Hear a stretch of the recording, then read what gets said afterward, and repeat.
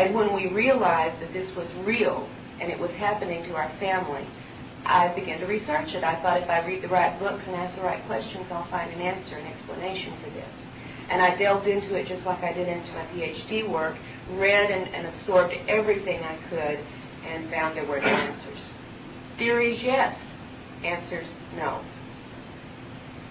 And it became then a goal to try to find some answers, at least for my family.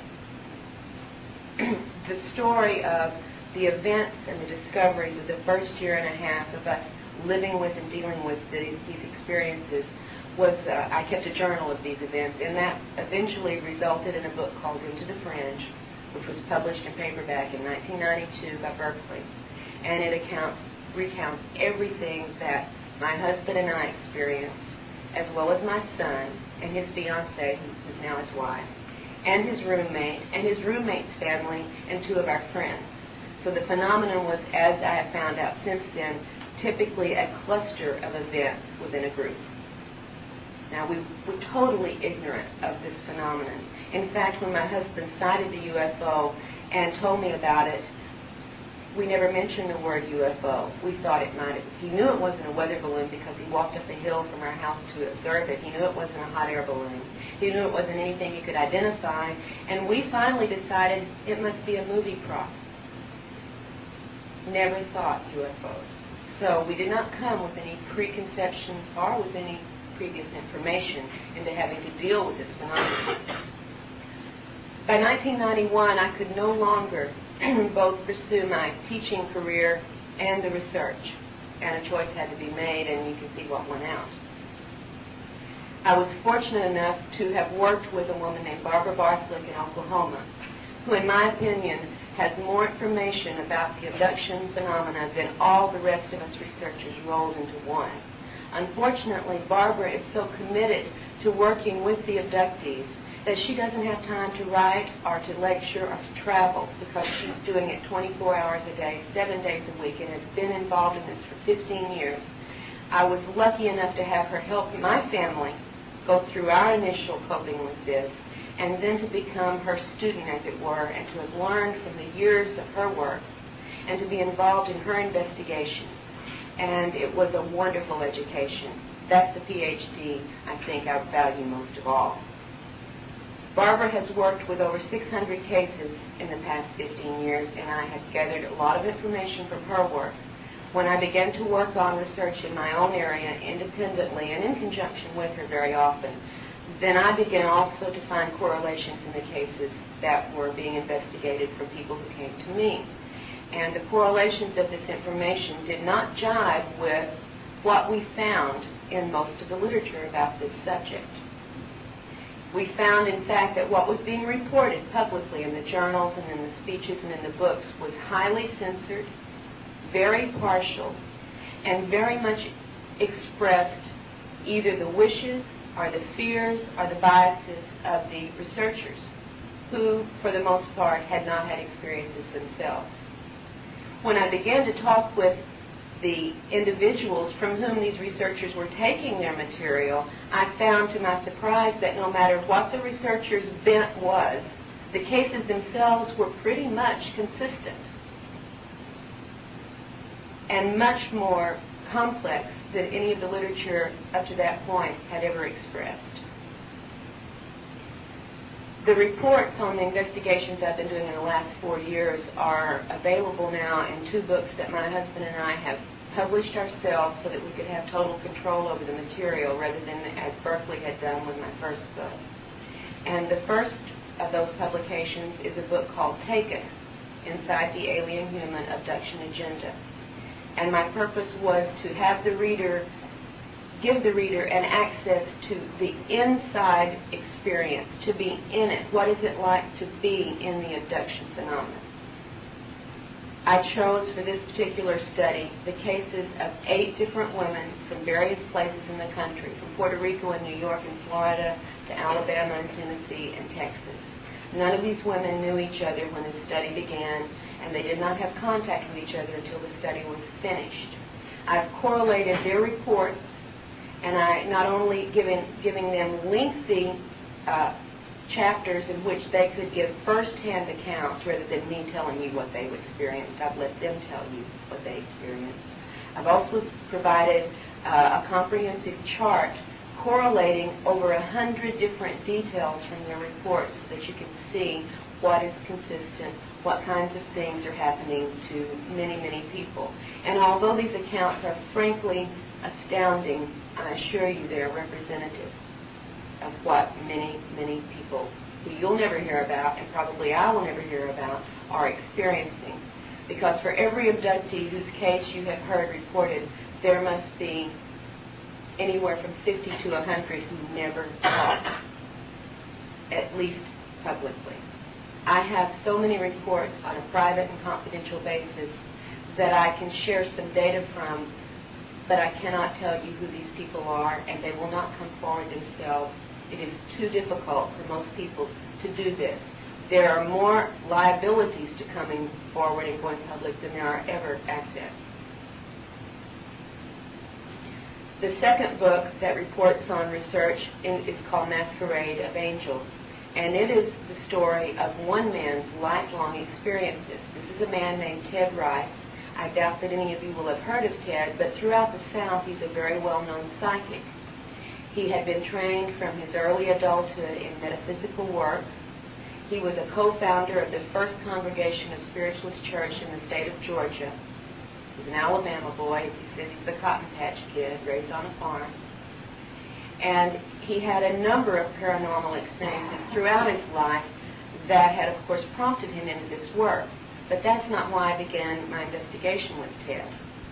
In 1989, Ted consciously remembered having been abducted by entities he had never seen before, taken from his home, along with many of his neighbors down the street, taken to a large craft. And when the craft began to move, Ted passed out. The story is sort of funny, actually. Ted was very familiar with spirit guides in his work, doing psychic readings. And throughout the years, he had gotten communications and help and assistance from a number of what he thought of as spirit guides. Until in 1989, the spirit guides began acting a little strange. In fact, they began coming in the middle of the night and touching him and doing things with him and telling him things that he couldn't remember the next morning. And the spirit guides had never done this. And they came night after night after night to the point where Ted was getting no rest at all. I mean, he was going downhill physically, he was going downhill emotionally, and he was in fact reaching a point of almost a nervous breakdown from constantly having these intrusions at night. And he even moved. He changed locations thinking maybe if he got away from the area, this interference would stop. And after he had a trailer at that time because in his job he moved around a lot. He since has a house and isn't in the trailer anymore. But he was in a nice trailer park in Shreveport, Louisiana when he had moved from one location to another location, had just set his trailer up. It took 4 days to do this because he worked during the day, and thought he was now away from whatever this was that was bothering him. And the very first night after that, he had gotten settled in, and a friend was there helping him.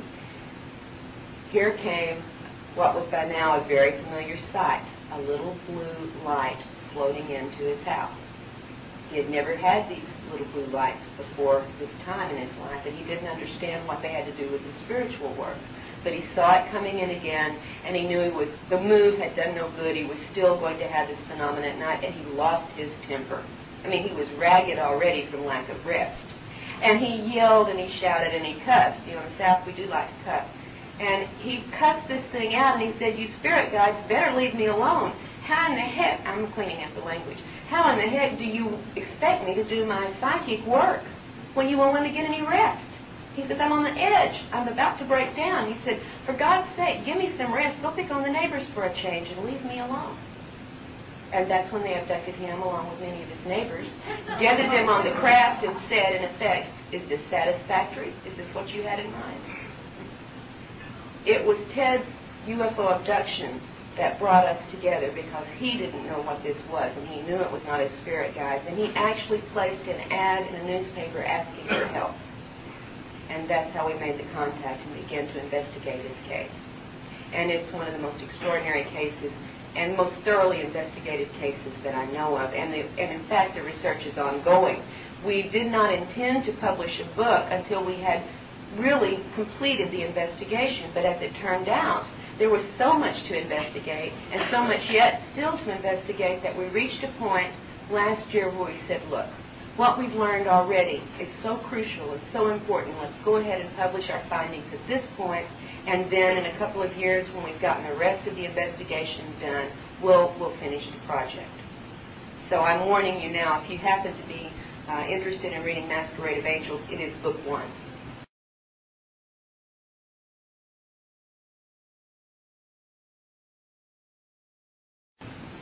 And what we're going to do in book 2 is to look into many of the incidents reported in book 1 that were not investigated. They were consciously recalled only. And we've already done some work in that area, and frankly, it is extraordinary what we've turned up. If the material we had found in Ted's case was only found in Ted's case, then I wouldn't have anything to really be telling you. But as I said, I have been privy to other researchers' work in great numbers, and also the cases that I have explored, and this is not unique material. It's simply material most of you don't hear about. So I hope to share some of the highlights of the findings from the case reports I have worked on in both these books tonight to illustrate just a few points for you. Here's what I'm going to be discussing, and I will use this material as illustration for it. I'm going to talk about the cases that deal with the deceptive nature of the phenomenon. I'm going to talk about 2 of the physical procedures involved in this, 2 that I think are the most disturbing and most crucial for our understanding.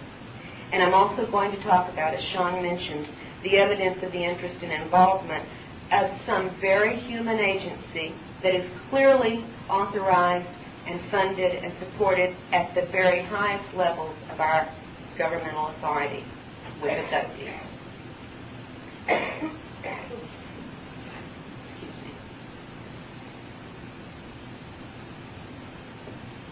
All right, first we're going to talk about the deceptions.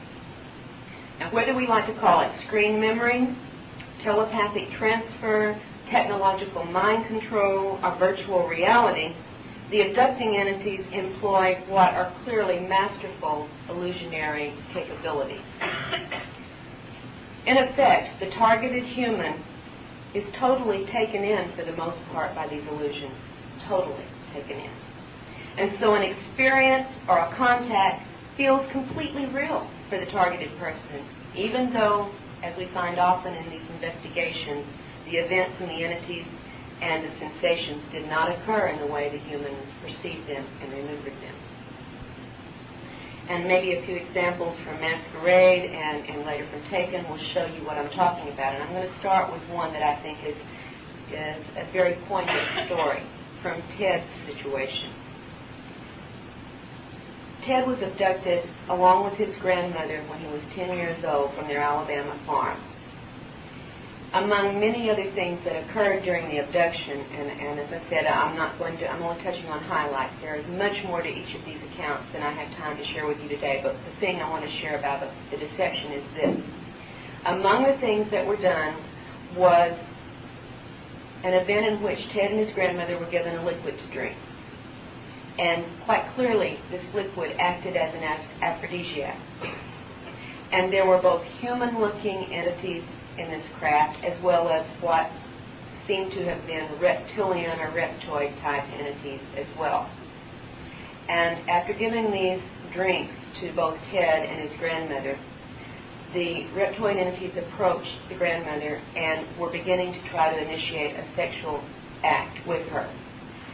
And this is a woman who was an Alabama cotton farming housewife with strength that I only wish I had. This is not somebody you mess around with. And she said, "No, sir, I don't do that." She said, "I never had sex with anyone but my husband, and he's been dead for 6 years, so I don't do that." And the entity left the room, and a few minutes later returned with her dead husband. And by then, the drink that they had been given had taken strong effect. She was aroused. She saw her husband, and with the viewing of these entities around her, began to have intercourse with this dead husband. In the midst of the act, however, the illusion was removed, and she saw who it was she was having sex with, and it was not the dead husband. Now that's how strong some of the deceptive screening or mind control or virtual reality techniques can work. And that's not an isolated case. That's just one illustration. Now a second instance that's probably the most educational for my purposes because it allowed me to learn about actual technology that creates virtual reality for the targeted human. Was an instance that was witnessed by two unaffected human witnesses. Ted, as I said, was trained in spiritualist work, and the woman that had trained him, his mentor, had moved to Florida, and in 1992, Ted was invited to go visit her, and she had also invited another friend, a woman named Amelia, to visit the same weekend. And after they'd gone to bed one night, Ted had gone to the guest room to go to bed, and Amelia and Marie, the woman who had invited them, were in twin beds in a second bedroom and had just lain down. A couple of minutes after lying down, Amelia, the visiting friend, suddenly said, "What the heck is a helicopter doing over the house at this time of night?" And Marie said, "What helicopter?" And he said, "My gosh, you can't already have fallen asleep and been dreaming, can you? There's no helicopter." And Amelia said, "Don't you hear that helicopter?" And lying down, Amelia started to rise up. And as she started to rise up, her entire bed was enveloped in a sphere of blue light or blue energy that totally surrounded the bed with Amelia in it. And Amelia was paralyzed in this partially raised position. She was in the process of sitting up. She could still talk, but Marie, outside of this sphere of light, could barely hear her, and they were in a small bedroom together. They had to shout to hear each other. Marie was totally blown away and began screaming for Ted to come quickly. And Ted got up out of the bed. He heard her shouting. He didn't know what was going on, and he ran down the hallway. And as he approached the bedroom, he could see the glow of this blue light coming out of the open door. And when he walked in the room, he saw Amelia in the bed, surrounded by this sphere of light, and Marie was up against the farthest wall, as far away from the bed as she could get. He said, pressed flat, just, eyes wide, mouth wide. And she told him what had happened up to that point about the sound of the helicopter, and about Amelia saying that after hearing the helicopter, she could suddenly see through the ceiling, up into the night sky, where there was a strange craft, not a copter, but a strange craft hovering over the house. And she was describing this as it went on to Marie, who could not see this at all, and told her not only was there a craft over the house, but there were two alien entities inside the craft. Now you have to remember, Amelia had never had an experience that she thought of as UFO related. In fact, when Ted told her about his abduction in 1989, earlier that weekend, she laughed and said, "That's National Enquirer crap. You're not listening to that, are you?" There's nothing to that. So here is Amelia now, who's scoffed at the idea, looking up, seeing a craft she can't identify with two alien entities in it. She said one of them looked like an alligator man.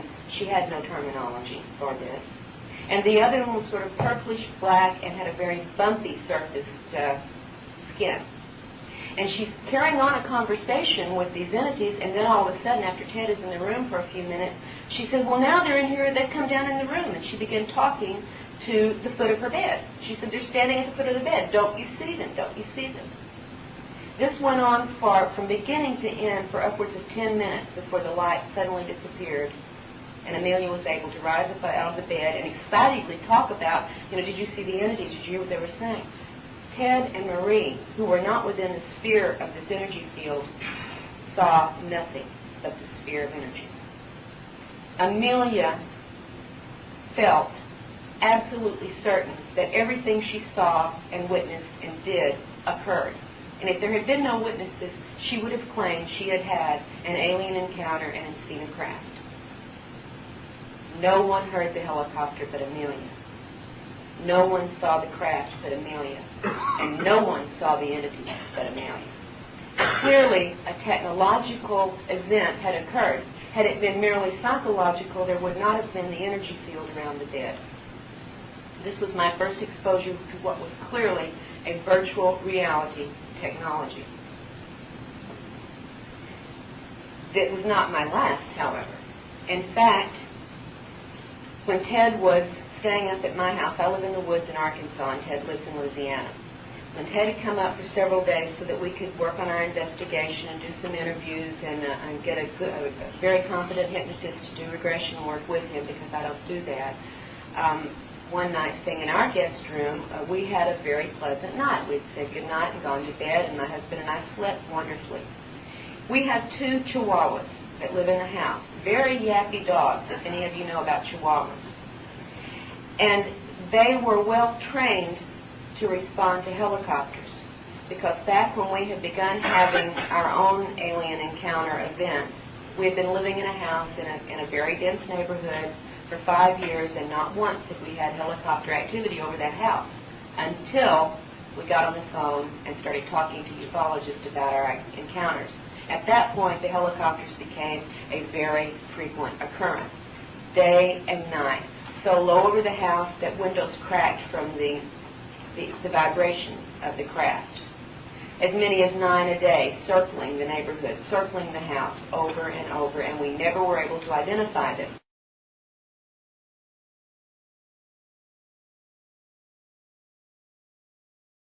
However, my dogs saw me get excited every time the helicopters would come. I'd get my camera and I'd run outside and they would yap, yap, yap, yap, yap, and became trained that every time they hear a helicopter, they erupt in this barking. The dogs didn't bark that night. We heard nothing that night, but the next morning Ted said, "Well, did you hear the helicopter?" And we said, "No, Ted, no helicopters last night." And he said, "Oh, yeah." He said, I was waked up by the sound of helicopter blades, not the engine, but the blades, the whirring of the blades. And he said, I sat up on the side of the bed. I thought, oh no, here comes one of those helicopters. And he said, I sat there and watched as a man in army fatigues came down through the ceiling carrying a young child. And he said, I swear to God, that child was identical to who I was at that age. And I said, what happened? And he said, the soldier made one statement. He said, we are returning that which was taken from you. Now, I'd have to get into an entire different, longer story to tell you what was returned to him 5 days later back in Louisiana, which had actually been taken from him in childhood. But the fact of the matter is, the sound of the helicopter was heard only by Ted. It was followed by an event, and clearly there was not a soldier melting through the roof into the room carrying young Ted. It was a virtual reality event that was totally real to Ted's perceptions. Before you jump to the conclusion that it was a terrestrial helicopter, remember it was only heard by the targeted person in these cases and in other cases that are very, very similar.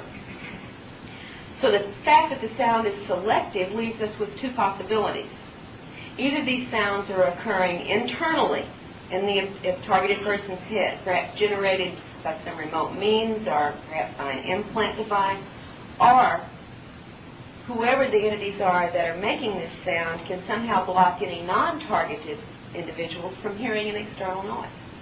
Now, either way, you've got advanced, sophisticated, highly sophisticated technology at work here, no matter whose it is. It is not what we know to be the standard helicopter activity. For me, the reported and very often confirmed details in these and other instances are strong enough evidence for me that I cannot accept anymore even my own consciously recalled experiences at face value.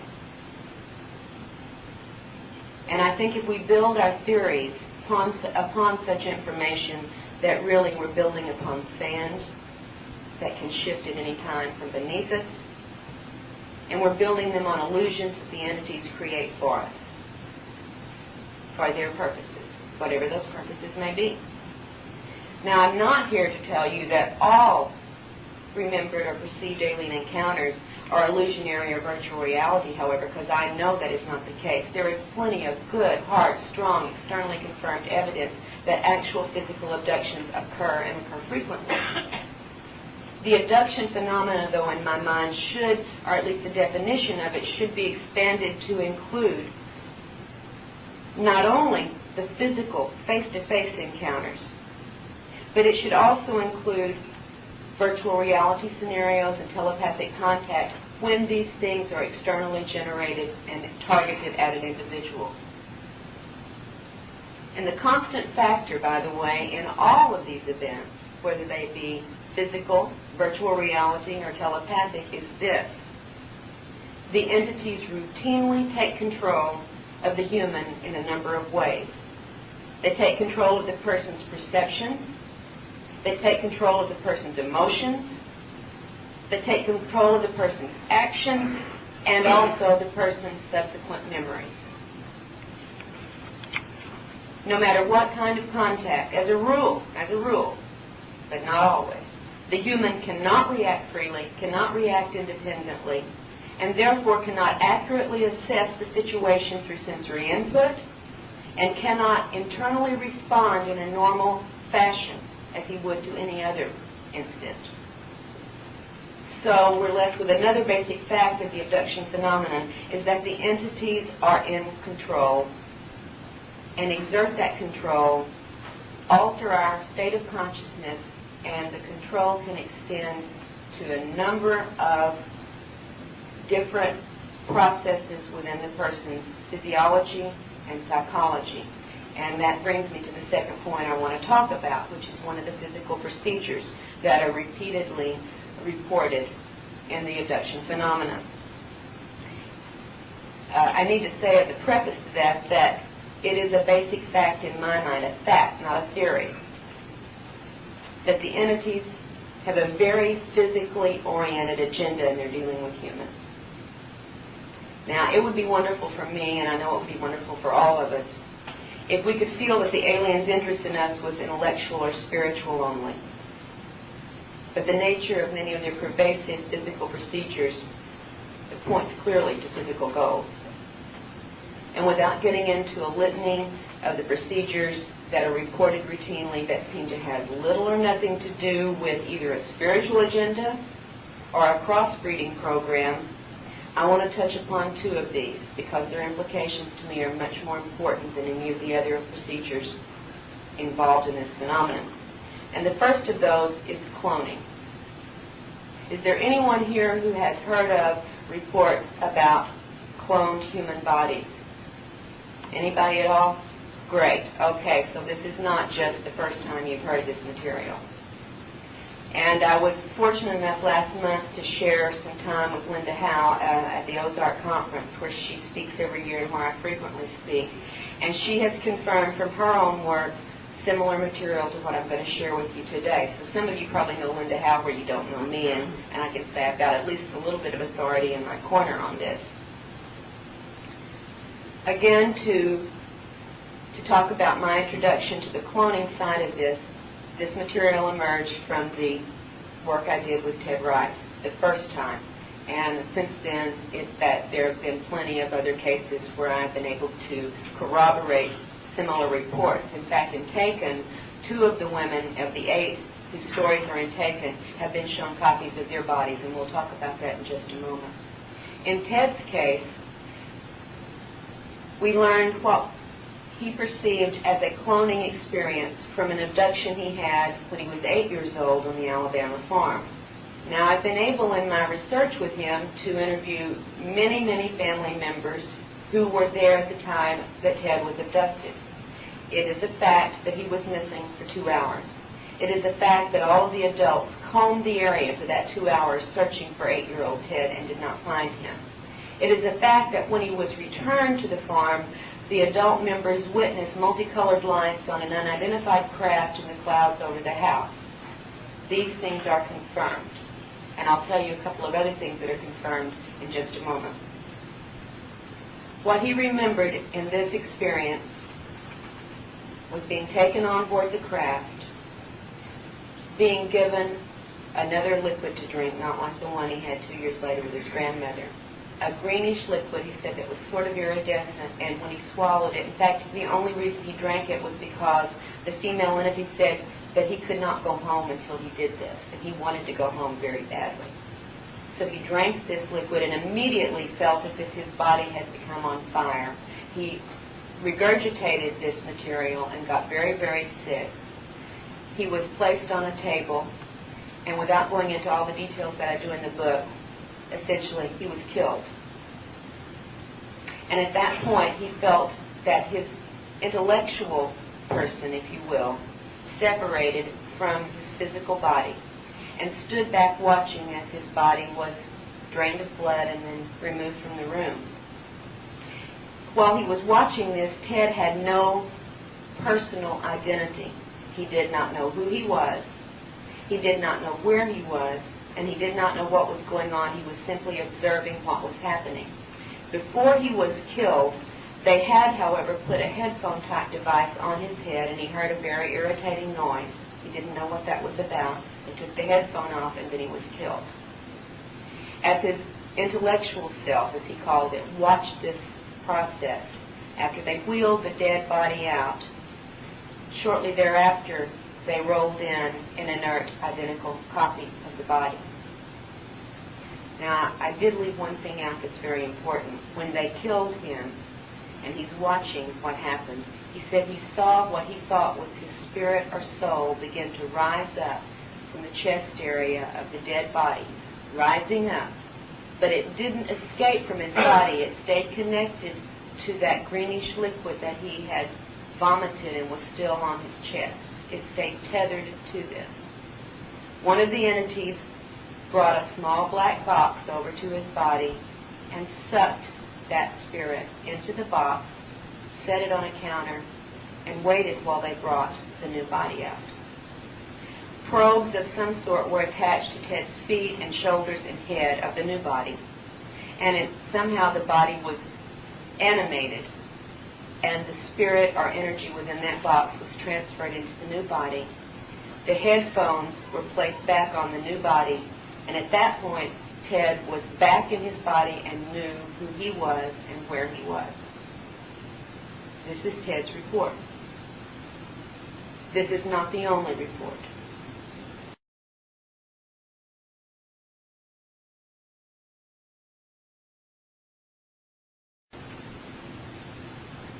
In fact, another abductee who's working with a different researcher altogether has had a conscious memory of an identical situation and has drawn the facilities in which these events took place, and they match down to the smallest detail with the description of the area that Ted has given. And this is one of the things that Linda Howe was able to also share and confirm with me, that in both of these situations, both of these reports, the growth medium for the flesh that was used to make the new bodies involved the use of cattle substances, blood and other materials from cattle. Now, I said that 2 of the women in Taken had also been shown copies of their clone bodies. There are 8 women, and the first case reported is a woman named Pat, who I'm going to also talk about in a moment after the break when we talk about the military aspect.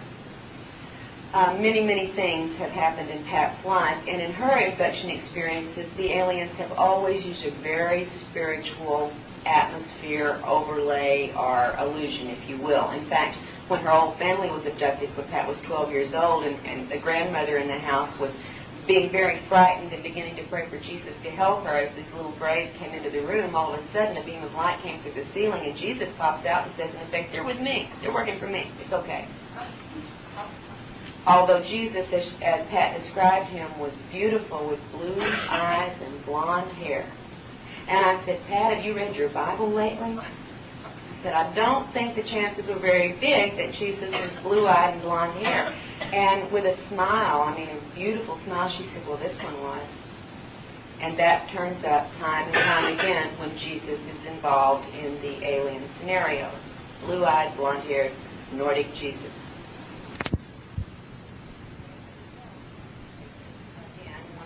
She was abducted, and in 2 different parts of a facility were the setting for these 2 events. In the first one, there was a small desk-like device that had an attached stool, and on the top of the desk were holes, several holes cut into it, and out of each one a different color light was shining.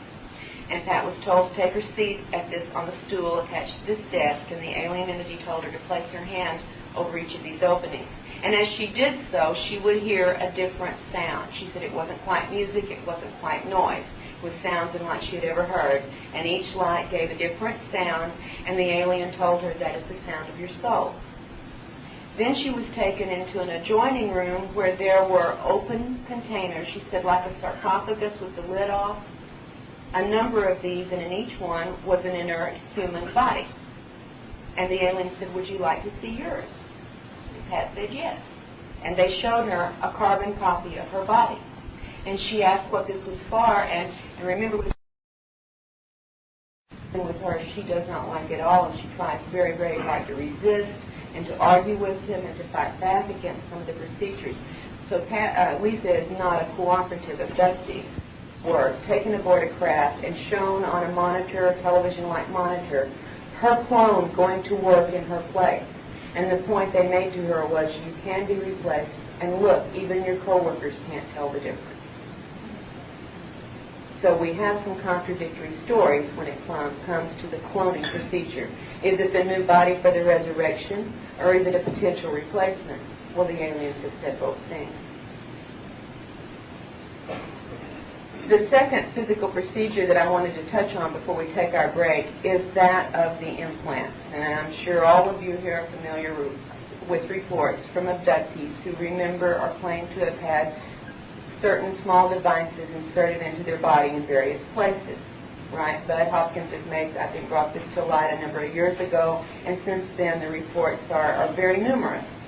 Typically, all along, the reports have been these: that an object is either inserted through the nasal passage into the front part of the brain, or through the ear canal, or very frequently, although not as often reported, very frequently the abductor reports the eyeball is removed from the socket and the implant is placed behind the eye and the eye is replaced. So these are the reports that we knew of as typically implant reports, although occasionally into different parts of the body we've had also reports in other appendages, and frequently in the spine as well. Now, although there are many different effects and physical after effects from these procedures, various procedures performed on abductees, the common ones are almost irrelevant when it comes to the implants. And what are the most common physical effects reported? Punctures, bruises, burns, cuts, scratches, rashes, hair loss, eye problems, back problems, nausea, headaches, and for women especially gynecological irregularities.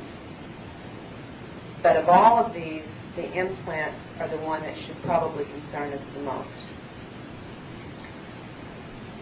In Taken, one of the women is named Amy, who lives in Texas, and I learned from her experiences some very surprising material. Now again, nothing at face value, but what we learned is provocative, and it has been probed both in normal methods and also with regressive hypnosis.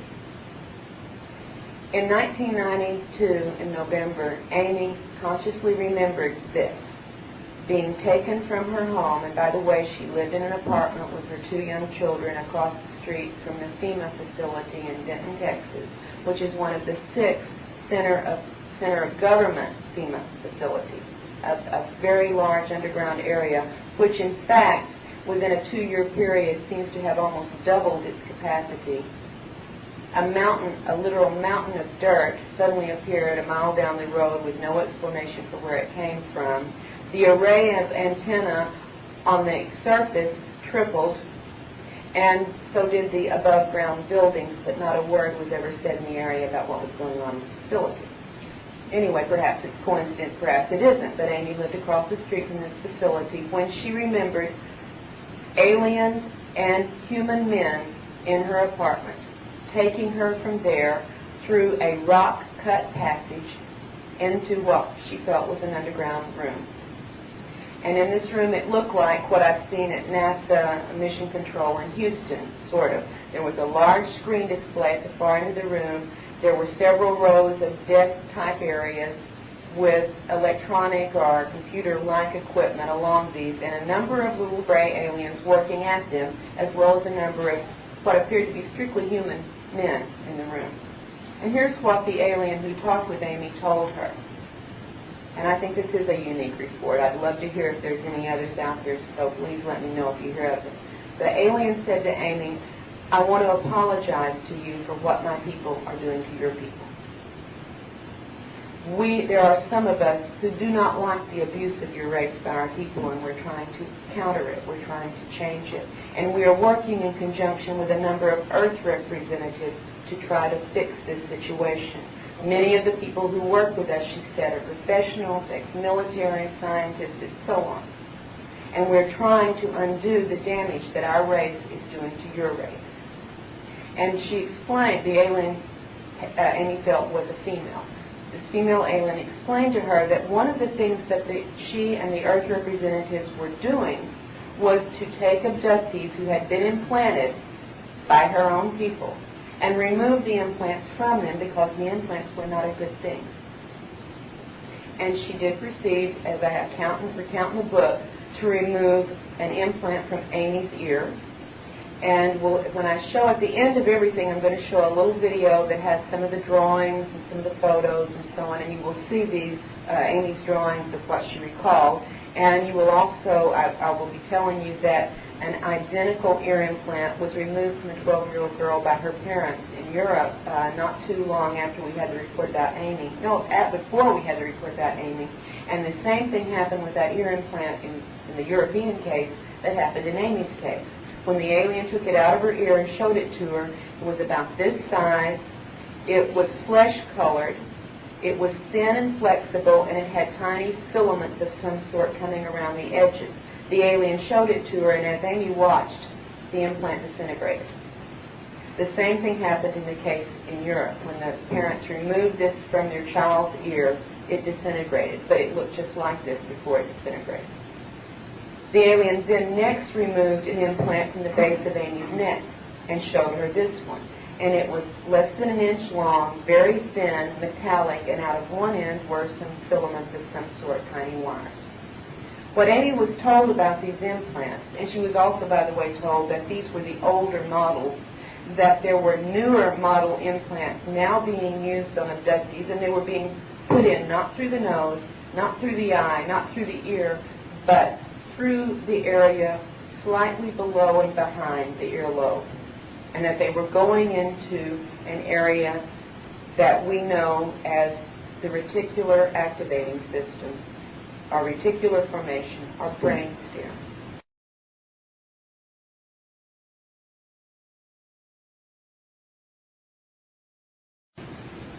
And Amy was told that these implants were not what we have assumed that they were all along, are not what the aliens have told us they were all along. Most of the people who've had these implants have either been told or have assumed that they are monitoring and communication devices, right? Like tagged animals. According to this alien, that's not what they are. They are control devices. And they can control everything depending upon how they are used. And I wanted to read to you in lay terms, because certainly I'm not a scientist, and I had to get a very simple definition and explanation so I could understand it. So I figured this is worth sharing with you about what goes on with the brainstem or the reticular formation. Are there any MDs here? Because they could probably give you a lot more specific information about the brainstem area. So here's a quote from Nigel Calder's explanation about what goes on with the reticular formation of the brainstem. Quote, "If the primary job of the brain is to enable its owner to respond effectively to events, the strongest claimant for mastery of this is not the roof of the cerebral cortex at all, but the brainstem. The brainstem net is well placed to monitor all the nerves connecting brain and body. It knows what is going on better than any other single part of the brain. The brainstem net exerts its authority by sending out impulses which can either stimulate or inhibit nerve action throughout the body and the brain. It can override activity in the spinal cord. Now listen, this is important. It regulates the signals from the eyes, ears, and other sense organs It regulates that, and thereby provides an agency for selecting what is to be attended to from moment to moment. Okay? In fact, the brain stem controls the level of your wakefulness. It's responsible for you waking up. It's responsible for you getting sleepy. It's responsible for the comatose state when the person's in a coma. It's responsible for every level of the state of conscious perceptions that we have. It monitors and assesses all of our sensory input. It decides what we are going to pay mental attention to at any given moment, and it controls what we remember. Now you may have a better understanding of the many, many things abductees report having happened to them in encounters. Suddenly passing out, suddenly being paralyzed, and what they sense, what they perceive, what they don't perceive, why some things that should be excruciatingly painful are not, etc., etc., etc. I think the implications of implant control taking over the processes of the brain stem are completely staggering. And I think it brings back down to a very physical, technological level many of the events and the implications and conclusions abductees draw about what they see and what they perceive. Now, I've had abductees tell me of situations in which control of their body is actually taken over. It's as if, as my son said when it happened to him, he was switched off and something else controlled his body and made him move and do and say things that he would not move and do and say. I've had another abductee tell me, yes, this happens.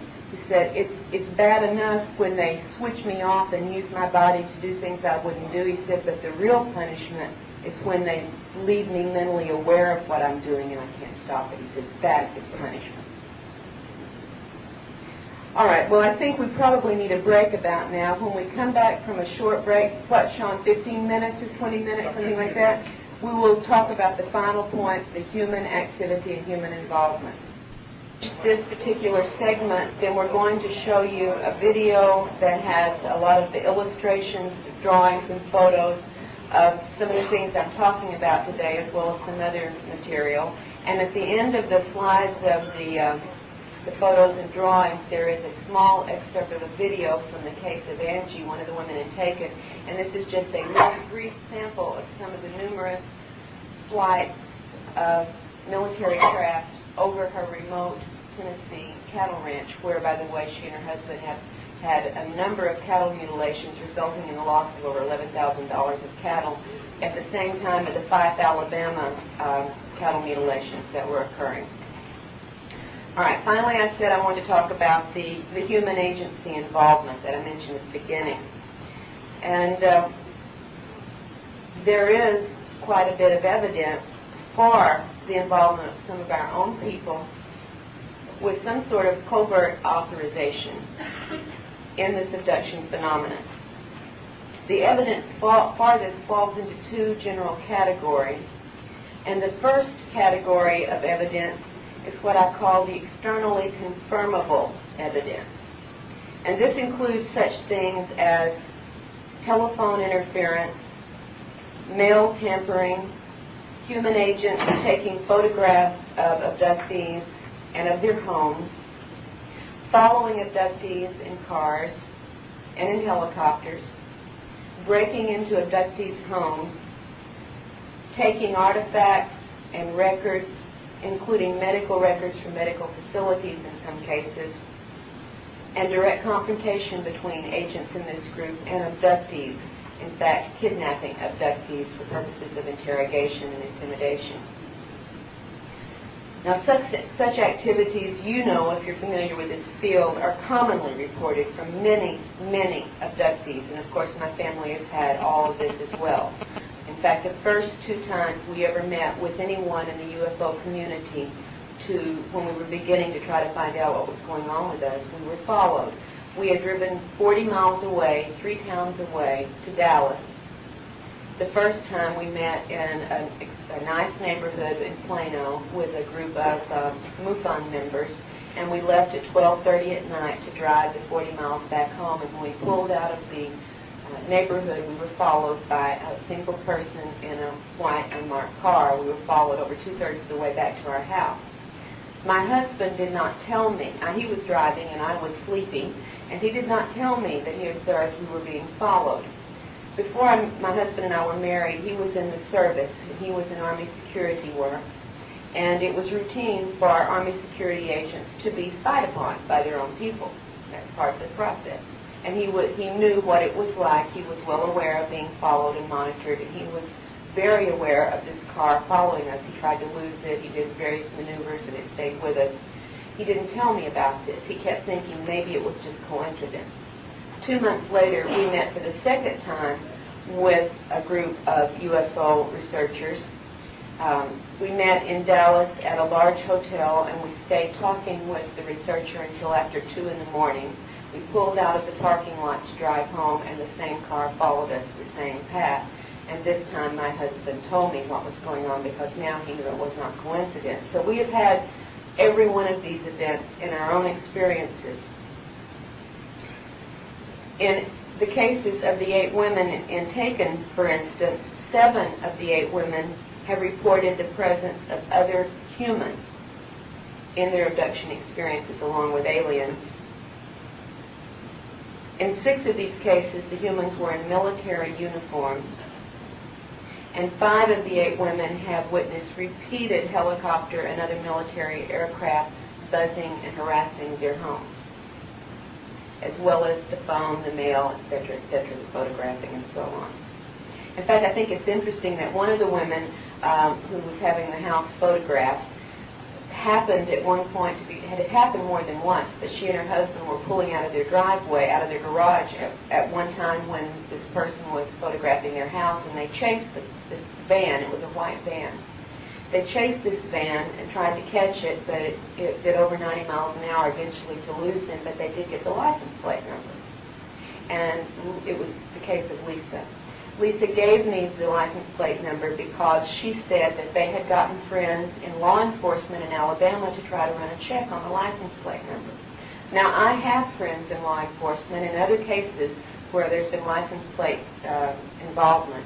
I have listened on the phone as the license plate number was checked, and it's a matter of moments, just very few minutes to do this process. Lisa's friends in law enforcement in Alabama had tried to run a check on his license plate, and it took 3 days to get an answer back. And when the answer came back, it was this: tell her to leave it alone and not to pursue it. These are the good guys, but don't pursue it. I had it run through in the state of Arkansas, the police department in the town where I lived, and the answer came back, we don't have a record of it.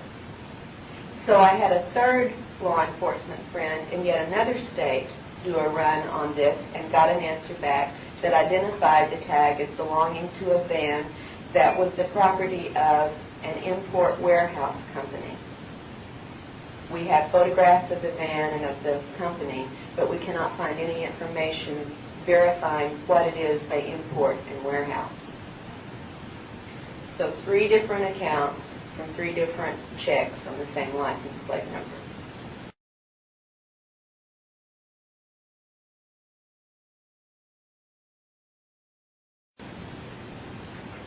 Now that's in the externally confirmable body of evidence. There is a second body of reported data involving human agents and agencies. And in the second category, we have basically reports of human personnel working with alien entities, often in underground facilities, typically in a military or a scientific type environment. And I'll come back to this in just a moment. But the third type of underground facility reports that we get, and we get these in some numbers, involves what I refer to as the horror chamber of abduction data reporting. This underground facility report is where abductees report seeing human bodies, dead human bodies, being processed, much as chicken or beef is processed in a facility, for purposes that we don't know. And the descriptions are all very similar and, frankly, very grisly. Some of the abductees report seeing dead, naked human bodies literally hanging on what they call meat hooks, are stored in other fashion in these rooms. Some describe seeing dead bodies stacked, as one person said, like cordwood in the room. Many of these accounts also refer to a conveyor belt type area where human bodies and body parts are carried along the conveyor belt while human workers standing beside the conveyor belt dismember parts. One example that I can share with you in some detail is from an experience that Ted Rice had when he was living in Albuquerque, New Mexico in the mid-1980s. He consciously recalls when he came to consciousness, he was already in a craft flying over a desert area. He has no idea how he was taken from his home. He recalled seeing the desert area, recalled flying into an above-ground compound where there were adobe-type buildings, small buildings, and then going into one of the buildings and down a tunnel or underground passage into a very large underground facility where there were both humans in military uniform and aliens. Ted reported seeing living humans being taken through a machine or a device that he perceived as, in effect, stripping their energy from them. And he said it was much like the effect of passing a light beam through a prism to break it down into its various components. He said apparently what he saw was this device stripping or absorbing the energy from the human who was still alive and breaking it down into various components that were somehow stored. And then the bodies were passed off into the conveyor belt room. Now, this is a very gruesome and very grisly report, and of course, what I have to hold on to when I get these kinds of reports is the fact that there is virtual reality technology. So whether or not these facilities are real places or if they're part of some virtual reality movie that is being shown repeatedly to abductees, I do not know. I pray for the latter to be the case. And until we have broken into one of these facilities and examined it and filmed for ourselves what's going on, I do not assume that they are real, but I do not rule this out either. After Ted had described what he had consciously remembered about this facility, it was a few weeks later when I heard from the researcher with whom I work most closely, Barbara Barthlick, about a report from one of her cases that she had worked with for a number of years. It's a woman in her 50s, a grandmother, whose initial exposure to this had happened at the age of 17 when a UFO landed on her family's property and left the typical scorched area of ground. It was about a 100-foot diameter circle of ground, and she says shortly thereafter, military personnel arrived at their farm, cordoned off the area, and removed the soil from this circle. But this was just one of the woman's experiences. Barbara was calling to tell me that this same woman had phoned her earlier that day, very agitated and very upset, and said, "Barbara, I had something happen last night. I hope it was just a dream, but I don't feel like it was." Now remember, if you're always in an altered state when you have an encounter, and the only states we normally think of are conscious awake like we are now, are in a dream state. So very often abductees will say it felt like a dream or I was in a dreamlike state because we don't have other terms for these altered awarenesses that we have. Anyway, the woman said that she had recalled the night before being taken to an underground facility and being forced to stand alongside some conveyor belt type area where dead bodies were passed along and she had to dismember them. Now, Ted had already told me about seeing humans working, doing this very thing, and he had described the kind of garments that they had on and some other details in the room. And I asked Barbara to call this woman back and ask her about some of these details without telling her, just ask her about this. And Barbara phoned me back and told me the woman had described exactly the same clothing and the same details. Same movie they were both shown? Maybe. Or maybe it was not a movie. We just don't know until we find a facility. if there is such a facility. Barbara has also very recently, in the past few months, interviewed a 6-year-old girl. Her family is very prominent in the South. They are in the media business. They own a large, I'm not allowed to give too many details because, as you will realize by now, some of these things are so disturbing to the families that the last thing they want is any identification. But this 6-year-old had told her parents about having been taken by beings that were not people. And this is a 6-year-old, remember, who's not exposed to any of the material that we are. She said she had been flown to South America. Now, we don't know if it was literally South America that she was told she was taken to, or if in child's thinking, as we often do, it was the southern part of America.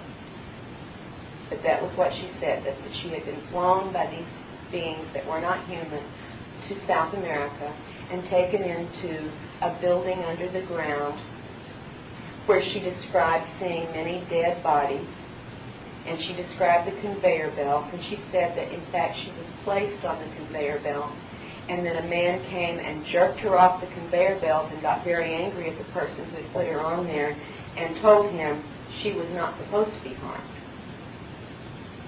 And this is without any hypnosis, without any exposure to these kinds of accounts or any other material about UFOs. The family has nothing to do with the UFO community.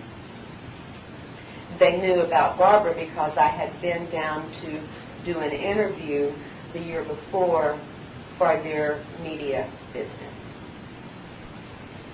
Another of Barbara's investigations with which I was involved, in fact the initial contact was made through me, and because of the location of this particular person, I put them in touch with Barbara, and she continued the primary investigation, and I was just simply assisting her with it, concerned 2 men who shared a house.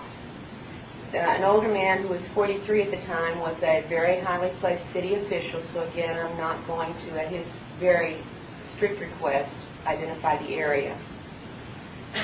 The other man who shared the house with him was in his early 30s.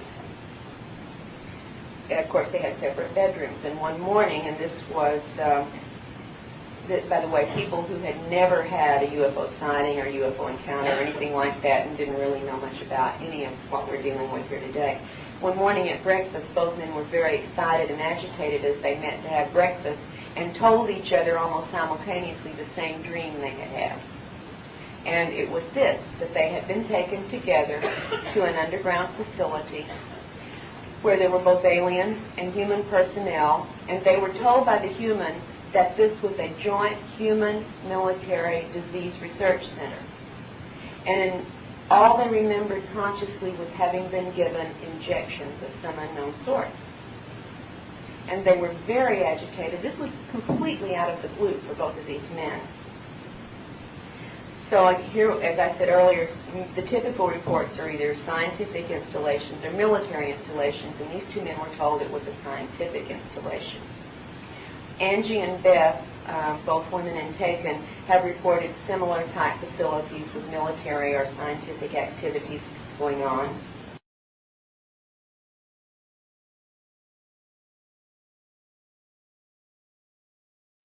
And my husband, in fact, who was kidnapped in November of 1988 by military personnel, was also taken to an underground facility where he saw a number of other people in a waiting room with him, all in a very dazed, zombie-like state. They were guarded by regulation military guards. He was taken out of the room, down a hallway. He passed through an area where there were a large area where there were many stored boxes and crates, and he said some of them looked to contain dynamo-type or generator-type equipment. He said it was all strictly GI issue.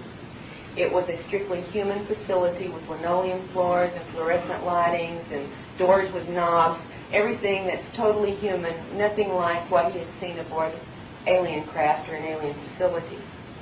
And again, it was military personnel. He saw no aliens at all in this particular experience. In fact, he was taken into a small room where a man in a major's uniform was sitting behind a desk. The guard that took him in left him there and stood outside the door, but then shut the door, so my husband was alone with this major. The major proceeded to question him intensely about what the aliens had been doing with us and our family and what he knew about the alien agenda.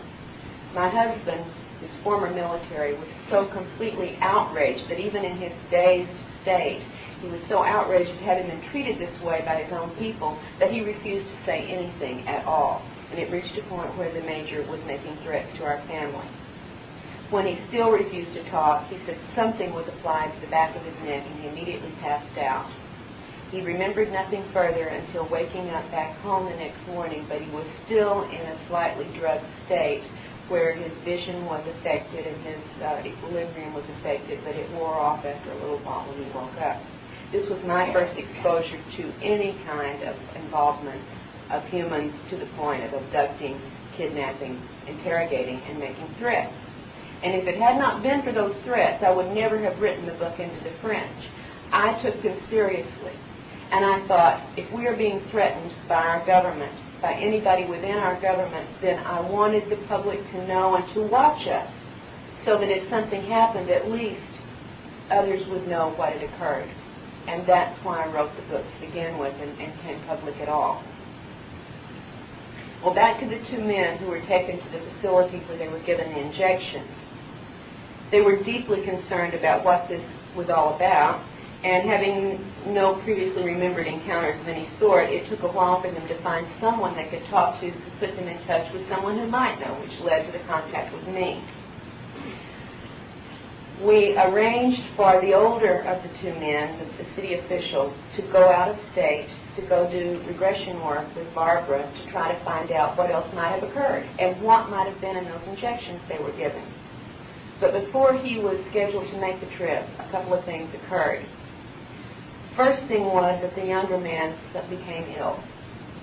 And so ill he had to be hospitalized, and so ill that the hospital in the small town where he lived was not adequate and he was moved to a larger city facility because they found what were apparently symptoms of pneumonia, serious pneumonia, but they could not identify the strain. It was not a known strain of pneumonia.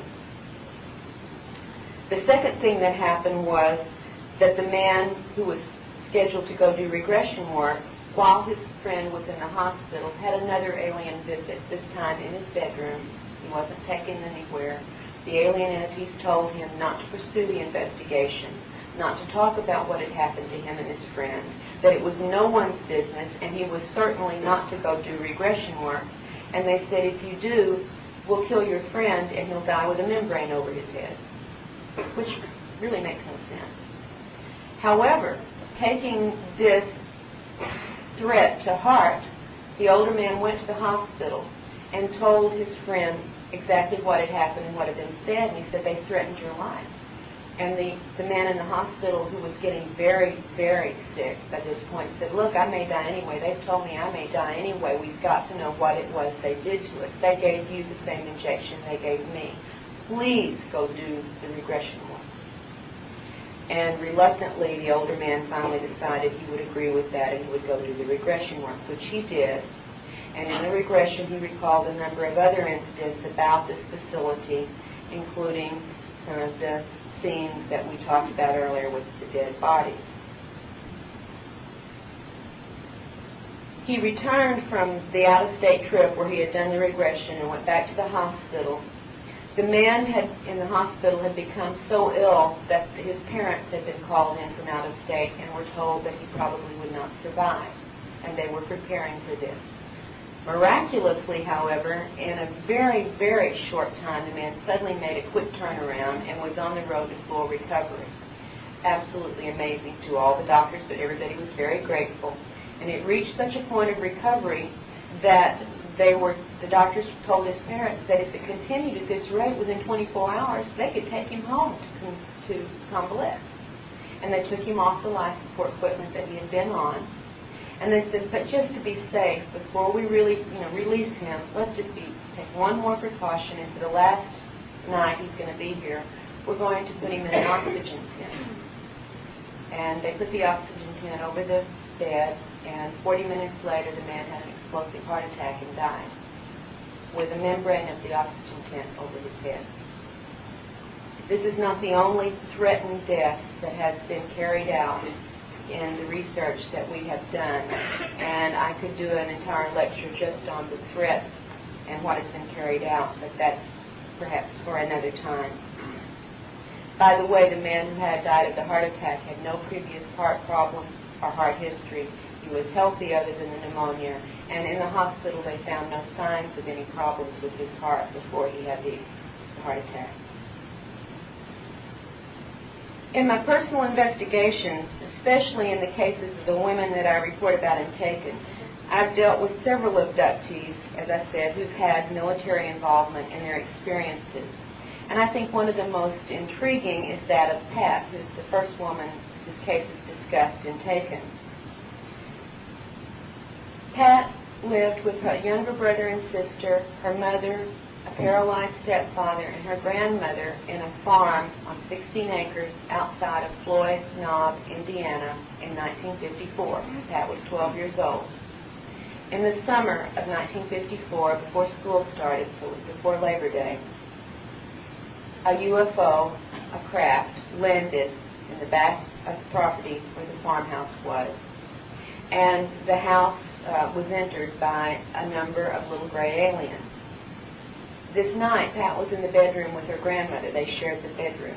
And the grandmother became very, very frightened, and that's when they beamed Jesus in, who said, "It's okay, they're with me, go ahead."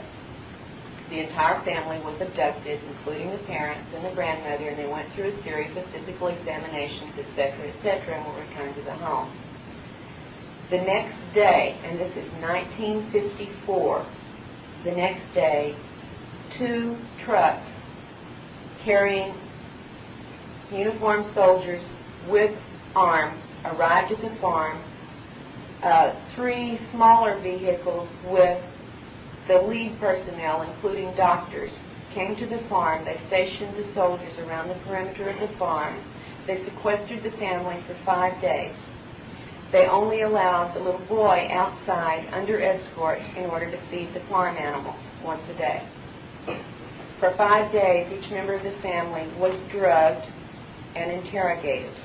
And Pat remembers them telling her repeatedly that the events she was describing did not happen. Now, the night before, when the aliens had Pat, she had asked in her innocence, "Are you angels?" And they said, "Yes, but not as you've been taught."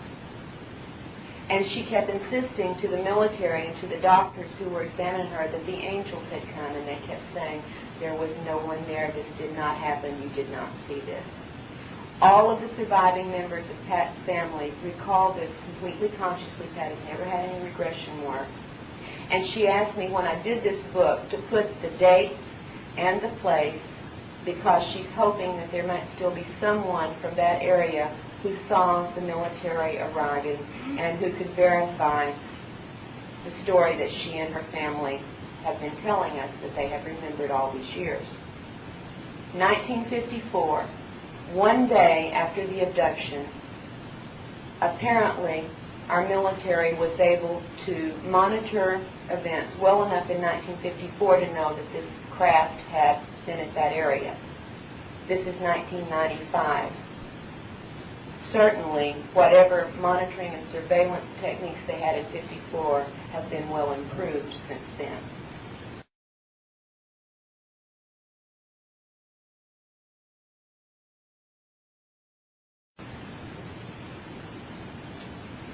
Lisa, another of the women in Taken, has also had several abductions and interrogations by military personnel, and she has undergone also not only interrogation but a variety of physical examinations. In one of them, she recalls what were identified to her as FBI agents present as well. She's also been subjected to some very traumatic sexual scenarios with some of the human personnel. And she has had repeated instructions about certain things. Most commonly, she has been told exactly how she is to talk about the aliens with others. She has also been warned to keep quiet about certain things, and she has specifically been told not to divulge information to me. Such a warning was also made very forcefully, as you'll read in the book if you happen to look at that, to Angie, the wife of the cattle rancher in Tennessee. By name, she was told not to talk to Karla Turner. Beth, who is a woman in Taken who lives in Puerto Rico and whose numerous event experiences have also been investigated by Jorge Martin, has, in addition to the recurrent alien abductions, has at least 2 experiences in which she has been kidnapped by military personnel. In one of these, consciously recalled, she was flown in an alien-type craft by both alien and military personnel to a desert area where there was the above-ground compound, almost identical to what Ted Rice has described, and we'll have a drawing of that she's made when we run the video in a minute, where she again went through the above-ground facility into an underground area. She does not recall having a physical examination, but she does recall being in a room with many other people of the military and listening as, she said, 2 men in what looked like spacesuits were delivering a lecture of some sort. Angie, the one I talked about earlier who had been told not to talk to me, the wife of the rancher in Tennessee, has been taken both from her house in the daytime by military personnel, at night by military personnel, and off the road when she's driven into the largest town near her to do shopping by military personnel. She has been taken to 2 different military facilities. One is a known facility. The other is a very remote, very small, rural facility. And she's been taken there along with other women that she didn't know. Now, in the beginning of the experiences that Angie was having with the aliens, and she had these before the military became involved in this, she thought the aliens were very much her friends. There's a very tragic story about what they did impregnating her, and she thinking they were giving her a gift. She and her husband had been trying for several years to have a child, and finally the aliens in one of the encounters implanted her with a fetus, and she thought it was their gift to her. And when they confirmed the pregnancy, they named the baby and told all of the relatives, and were getting plans for the nursery. Angie doesn't know about this stuff at this time. She didn't know they always come back and get the fetus, which they did. Then when the military began showing up in these experiences, she was told by the aliens that the aliens, controlled the military personnel who were with them. But she was told a number of things, and not all of them were consistent. For instance, in one of these abductions, the one when she was with the other women, she was told by the medical personnel who were performing examinations on her and the other women that she was part of a genetics and cloning experiment. Another time, when she was taken by military personnel into a van that had driven onto the farm, and it had some very strange electronic equipment inside that she doesn't recognize the purpose for or how they function, but she was interrogated for over an hour about a number of things, and while she was in this van being interrogated, she was told by the leader of the group that was interrogating her that she was part of a mind control project or operation that was run by a, quote, high-shelf military group working mainly in underground facilities. And I don't know what high-shelf means, neither does Angie. When she was abducted with the 3 other women and taken to the rural remote facility, gynecological type exams were performed on the women. Also, implants that she was told by the military doctors were our implants put into her to monitor alien implants. This procedure was also performed. And then she and the women were taken as a group into a room where a military officer harshly and threateningly questioned them all about what aliens were involved in their experiences and what kind of events were occurring. Now that's in that second category of information where it's very, very hard to get observable, confirmable data to support these stories. But I will say, and I'm making this public every time I speak in public, that I have documents, military documents, with the names of some of the military personnel who have abducted and threatened Angie. And I have stashed these documents in several places, very safe places, because of the threats made to her. And if anything ever happens to her, they will be made public immediately. We're hoping we can at least give her a sense of some protection by doing this. I think this is sort of interesting. As I said, many abductees have phone tampering and monitoring and so on when they began talking about their experiences, and we've also had this. And when I was doing the work with the women in Taken, at one point I was on the phone talking to Angie, and I was in Arkansas, and Angie was in Tennessee. And we were not on cellular phones. Somebody's asked me that before, so I always try to mention this, on regular phones. And Angie was talking about a piece of information that one of the aliens had given her during one of her encounters, because she asked where they came from. And they said that they came from an area that we would call the region of Cassiopeia. And Angie said, Karla, do you think that could be real, could be true? And I told her quite honestly, Angie, I don't know. The aliens have over the years given about 1 jillion different places of origin, some real and some, made up. I always joke about, Captain Anthrax from the planet Banlon, because they come up with so many different names for the places they come from. And I said, I don't know. We don't have any way to check. There's no way to verify. And at that point, there was a slight little electronic zip sound on the line. And a very, very human man with an attitude that I recognized as an attitude, at least, commented and said, there's a lot of them out there, and we know where they come from. And then a little zip, and he was off the line. Now, certainly, if the only purpose for telephone monitoring was to gather information, I could go into a number of other accounts involving the human agents and the involvement of different things in my own family's experiences, but I want to go ahead and try to wrap this up and get to the videotape. But I want to at least give you one more episode that occurred with my family. And this isn't Into the Fringe, by the way, because that's our account of what went on during this period.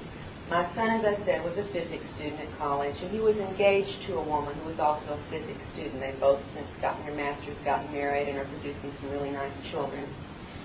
But at this time, they were simply engaged, and my daughter-in-law came from a family that didn't have a lot of money, and the only way she could afford to go to college, even a state university, was through some sort of scholarship program. She was very smart, but money's still hard to come by. So her means of paying for this was to enlist in the ROTC officers program. And they would pay for her college, and in return she would serve a certain amount of time as an officer. In their senior year, when these events had begun occurring consciously with us, my daughter-in-law had developed some medical conditions that necessitated her withdrawal from the program. But it's not easy to get out of the ROTC officers program. It takes a while. It takes a process and paperwork and time. And she hadn't gotten out at this point. But the seniors in the program had to make a duty assignment request upon approaching the graduation. So even though my daughter-in-law knew that there was a time coming when she would be out of the program, it hadn't happened yet, and she had to go ahead and make a duty assignment request.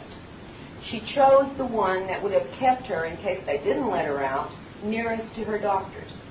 And that happened to be a meteorological assignment. And she signed up for that. And it was a female ROTC sergeant that was in charge of the detachment there. And when she saw what my daughter-in-law, Megan, had written down on there, she freaked out. And she said, you can't do this. You don't want to be in the meteorological program. She said, don't you want to get into the R&D program? And this is a quote from the ROTC sergeant. She said, that way you'll get to find out the truth about UFOs and aliens. You might even get to do tests and research on them. And this so frightened Megan that she did not reply. She simply left in a running lead, left the building, and immediately came home very upset to tell us what had happened. And she kept saying, how did they know? How did they know? Because we had not told anyone except on the phone to UFO researchers.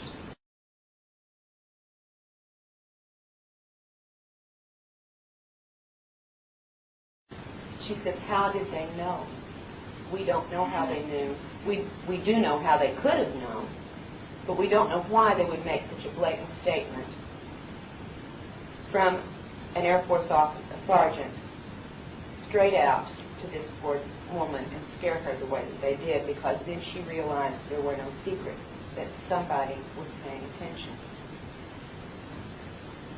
Well, in closing, so we can get to the video, I'm going to summarize the important points I really hope you'll consider from what I presented today.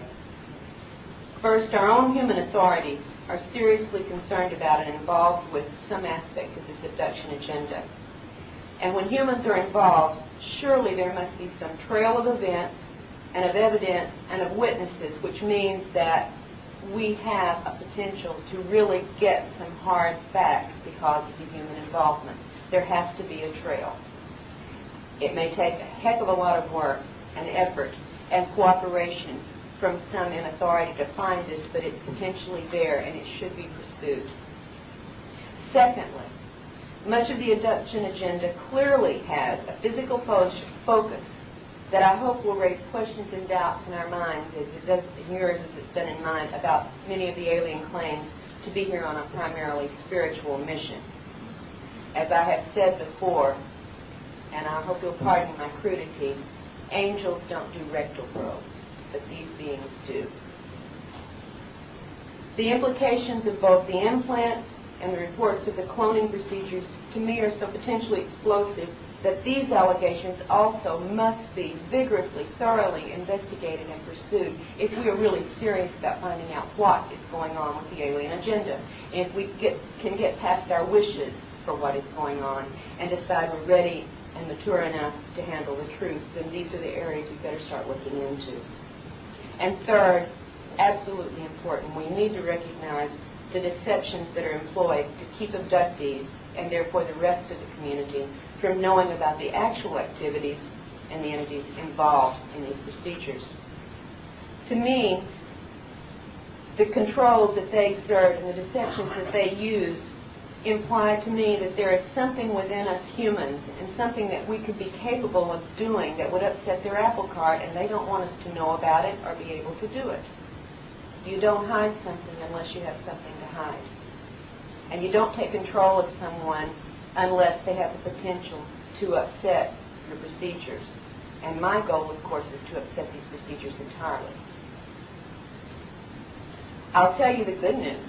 The good news is that in a number of cases in the last year or so, I have seen individuals who have been able to break free of the controls, at least to some degree, to upset the procedures to some degree, to resist the intrusions to some degree, and certainly to see through some of the illusions that have been presented to them and say, I know that's not real.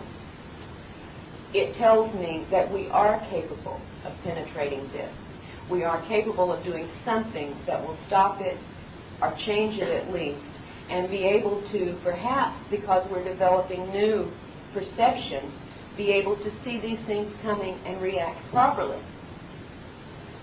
Now, the scientists tell us that any species that is put into a serious stress situation will develop new coping mechanisms, new mechanisms that they didn't need before when the stress wasn't there.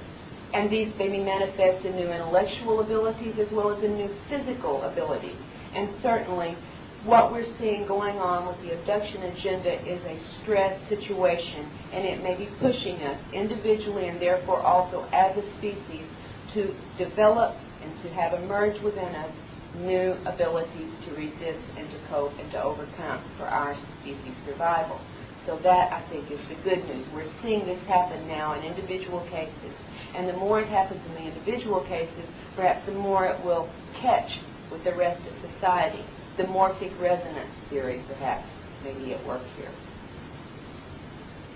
If these encounters have been a hidden part of our reality for a long time, like some researchers in this field believe, then I think that the recent explosion of contact reports, consciously remembered encounters, and people being able to come forward and share information like we're doing here today, and to resist in so many cases, is surely proof that things are not business as usual in the abduction game anymore.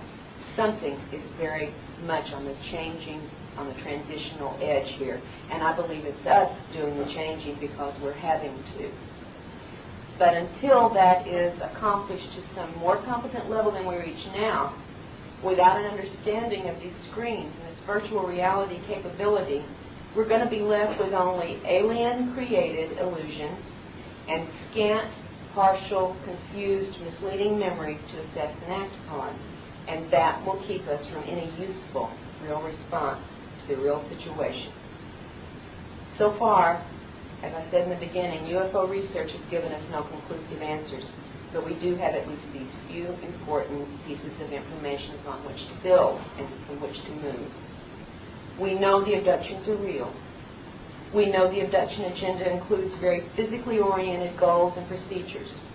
We know that the abductors contradict themselves and give false information as well as information we have no way of verifying. We know they're capable of masterful illusions. We know that they always attempt and normally succeed in taking control of us during all the encounters. And we know that our government knows about this and is actively involved to the level of carrying out covert and clearly illegal actions against us because of it, whatever their reasons may be.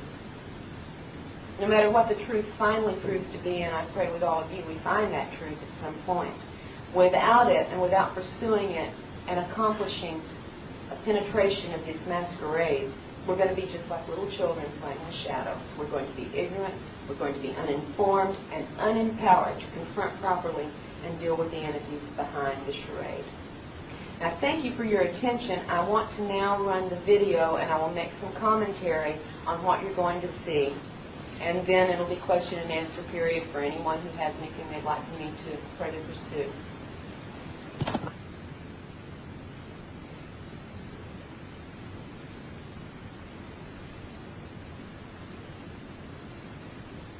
The farm in Floyd Snob, Indiana, and that is the two younger brothers, brother and sister, and the family members. This is where the craft landed in 1954, and the military arrived the next day and sequestered the family.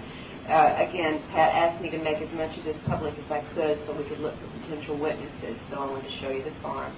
This is the soul machine that Pat was placed on and heard the sound of her soul, as she said, and in the room where the alien entity standing is the one she was taken into, where the bodies were stored, and she was shown those bodies for the resurrection. Only two of these women, by the way, are artists of any sort, so these drawings are, for the most part, fairly unsophisticated.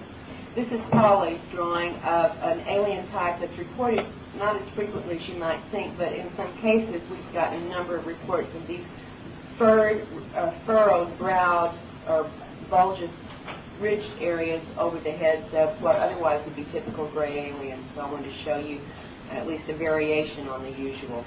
Many people report, like this drawing of Lisa, seeing hooded entities along with the other typical alien sorts. But so often we don't get to see their features.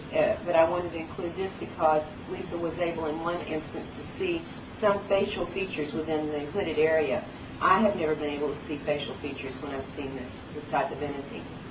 This is Lisa's drawing of the bulbous-headed or dolphin-headed type entity. Again, some crude drawing, but not the typical gray forehead area. It's as if it bulges over like a porpoise's head does, and in company with other typical alien sorts.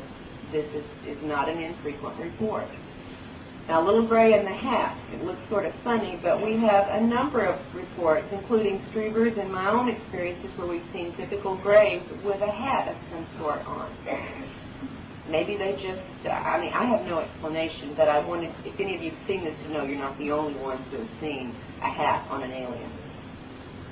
Now, this is Lisa's drawing of a ridged-nosed entity that Linda Howard's got a much better drawing of in her latest book. And in Lisa's case, this was with other entities, including the next one you're going to see, which is her very poor drawing of a reptoid-type creature with vertical slit eyes and the clawed fingers. And those two entities were together in a scenario where Lisa was raped. It caused her a lot of trauma, to say the least. And she does not like the raping reptoids, as she calls them. I know you've heard of others, including Leah Haley and a few that have spoken after who have had similar events in their experiences. The triangle and circle insignia. Many of the insignia and symbols that abductees report aboard craft or on uniforms involve some variation on the triangle and the circle. The other typical one includes a serpent or winged snake-type figure.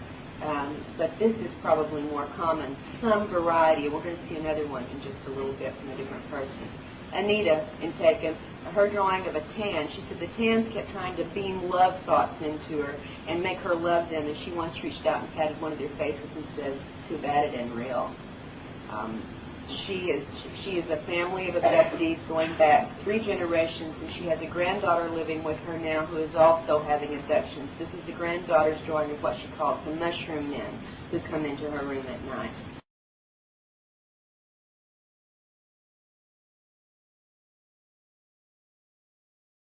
She said, however, that this one was about 2 feet tall. That was shorter than what we normally see. Maybe they size them down when they take those human fetuses and grow their little workers from them.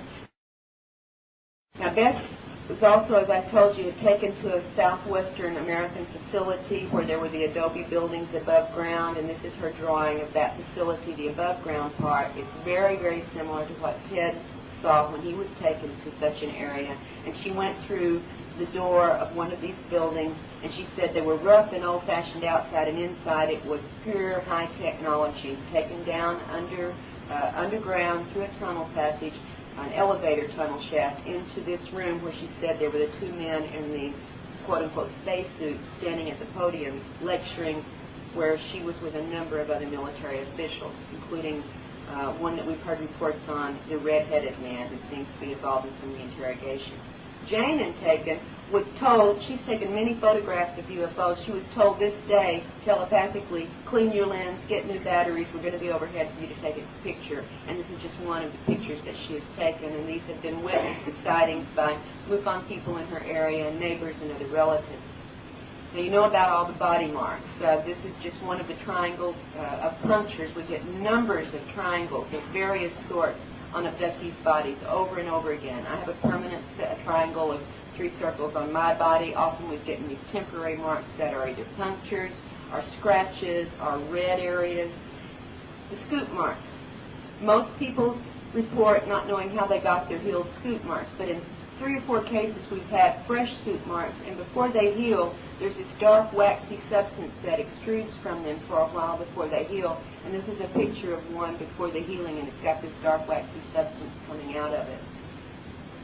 Jane also drew this. She said she had seen the light beings, and these were, they looked like long-haired entities sitting around a curved desk or table area. She couldn't see any facial features, and I include it because many other people have described down to the curved table area councils that they have been taken before where they are given certain lectures. In this, Jane remembered seeing aliens working at some sort of controls or equipment, hearing them read off a list of sites and locations in Texas and Louisiana, and then she heard the words, activate, activate, activate. She has no idea what this means. This is all she remembers without hypnosis of her event. Her drawing of this is just a very fuzzy drawing, but I wanted you to note one thing, the little black box with a number of tubes or hoses coming out of it. She has no clear memory of what was done with this box, but you're going to see an identical box in a drawing from one of the other women in just a little while. So I wanted you to see that there are correlations. Now, Jane remembered consciously what she thought was being taken to a desert or a tan world, where she saw this series of events she's painted to try to explain what she saw consciously. A large black UFO flew into sight. She's on this desert world, which many other abductees have talked about. As she watched this UFO, or large craft, beam down an orb of some sort that had various strange designs on it, and she thought that was pretty amazing as she watched this. And then this orb, and the paintings will continue, changed into a black floating sphere. She said it had 2 antennae on it, and it began coming so close to her where she sat on this mesa or this mountain area that she thought it was going to knock her over, and that was where her conscious memories ended.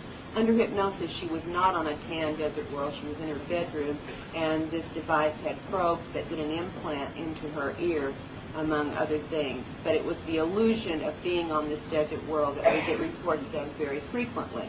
It wasn't there. She was at home when all of this occurred. This is her drawing of the last thing she remembered consciously, this thing coming up that close to her. Okay. All right, this is Angie in Tennessee. You know about the scorch marks. She had remembered the night before seeing two aliens taking soil samples standing alongside a rectangular type device. And this rectangular scorch area remained without growth essentially for about a year and a half. She did not realize that what she had seen the night before, here's her drawing of it, was anything more than a dream until she got up the next morning and found the rectangular scorched area precisely where she had remembered it in her so-called dream. And again, they've been taking soil samples for so many years, we've decided they've got to be the dumbest creatures in the universe that just can't learn anything.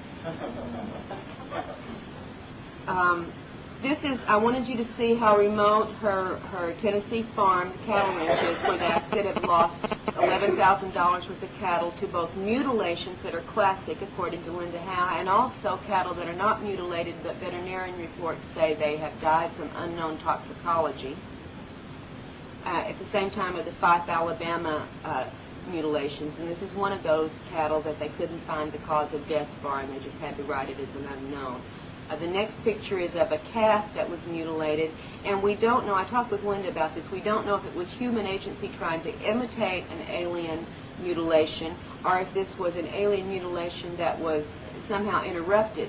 They had cut the triangle piece of skin, as they often do, but they had not removed it yet. The jaw had been stripped, but it was as if it were either done by humans imitating the alien mutilations, or an interrupted one. We really just don't know in this particular case. I didn't understand that. There was some blood, yes. This is the fetus that Angie recalled when they induced the miscarriage or abortion 2 months after they'd impregnated her, and she noticed that it was about 3 times larger than a fetus, a human fetus would have been at that point of development, and it had the black eye, lidless eyes. And this was the device they inserted vaginally that caused the miscarriage to occur. I haven't seen this reported before, but I'm interested in any similar reports that any of you may have on this, about this kind of a device. These are just some of the typical puncture marks and body marks. These are on Angie that concurred with certain recalled abductions. Her drawing of the fetal nursery. She was taken there 5 months after she had the loss of the fetus, and she asked what had happened to her baby, and they told her its soul had been recycled and its physical body had been made good use of. Again, now you see the black box in the corner with the little tubes coming out of it, and this is Angie's drawing. Angie's an artist, by the way. She's an illustrator, so her drawings are pretty thorough. And the box is similar to exactly what Jane had drawn from her very scant partial memories of being taken out by the aliens. She didn't know what the box was for. I asked Angie to draw this because she said in one instance she had seen a gray with clothes on, which most often is not reported. So she drew for me this, what she perceived to be this sort of grayish, metallic gray jumpsuit with a cinched-in or gathered waist on the particular gray that was wearing clothes when she saw it. And this one is a very bumpy-skinned, rough-skinned entity she saw, I think, only one time. It had the long, knobby fingers, and she didn't really remember about the feet, but she went ahead and put them on there just so it would look like a complete drawing. But she said it was a very rough textured skin, not at all like the smooth, typical gray skin. Humanoid-looking entities, or human-looking entities, in several of these encounters have been reported, and this is Angie's drawing of 2, one male and one female. The male in the background has a hood on and some kind of device on his chest as if he's measuring something, and the female escorted Angie aboard the craft where certain exams were performed. All right, you may not have heard much about the troll or dwarf figures, but in this instance, when they came into Angie's home, it wasn't Angie they abducted, it was her husband. And he did remember this consciously. It scared him so much he really doesn't even talk about this stuff anymore. And he has a former intelligence background. He really did shut down when he had to face this particular thing. Again, another symbol here with triangles and a version of the circle, in this case the crescent, that Angie had observed on the belt of one of the entities aboard the craft. And we get variations on this triangle and circle business over and over again. And, of course, the triangle marks in the bodies lead us to think of it as basically their logo or their brand in some ways.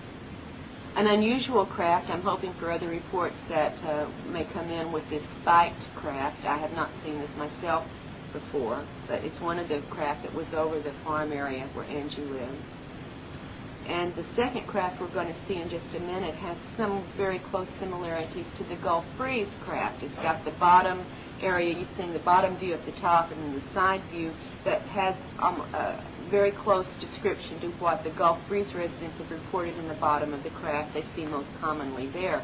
And I asked her to give me a drawing so I could estimate size on this craft, and here's her drawing. So she's standing down there below it, so you can see a proportion of the ratio of her to the size of the craft, to give you some idea of how large it was.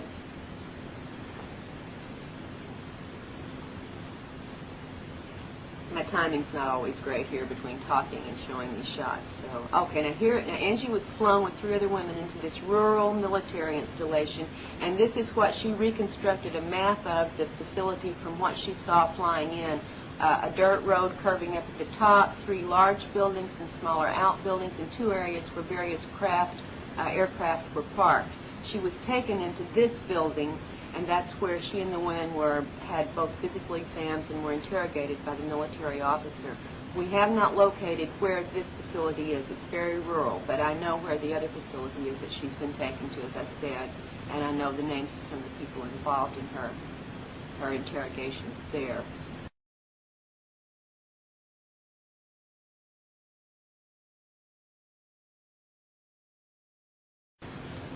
This is the craft in which they were flown. She said it was really strange. On one side there was a regular like wing, and it had a U.S.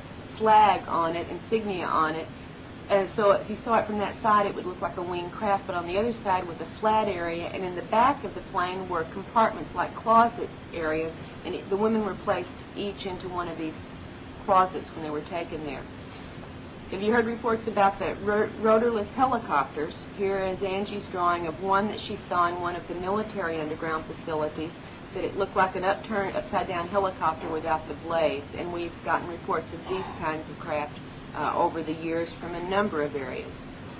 And I almost want to say ignore this one. You'd have to see the pictures up close, but she was trying to take photographs of some of the overflights of craft above the farm, and she snapped these 2 pictures back to back, and in one of them, if you had them up close with an enlarger, you would see in one of them there is a UFO in the crossing of that main bar with one of the contrails, but it's not in the other picture.